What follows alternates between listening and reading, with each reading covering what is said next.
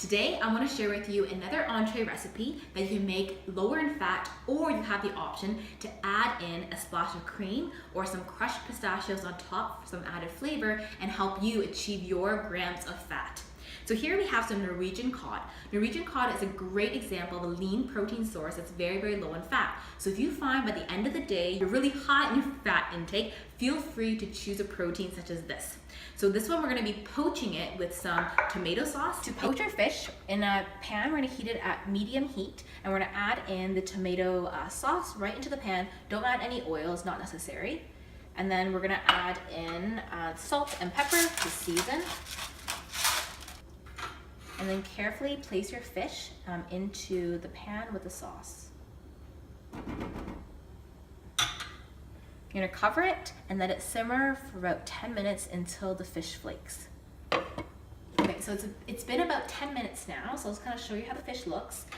So at this point you have a few options. So at the end of the day, if you still are very low on your fat intake, there's a couple of strategies that you can help bump that up and add a little bit more flavor. The first thing you could do is we could create a more of a rosé type of sauce by adding some half and half cream to the dish. Or alternatively, you can have some pistachios on the side as a dessert or a snack or added crunch to the dish. And thirdly, what I would suggest is whatever vegetable you're serving with the meal, so in this case I have some steamed cabbage that I use no oil at all, we can actually go ahead and drizzle some olive oil or pumpkin seed oil over the vegetables to add as a fat intake. Today, I'm gonna make a rosé sauce. So I'm gonna go ahead and add some cream right into the dish, and this will kind of just dilute the tomato sauce but give you that really, really nice thickness.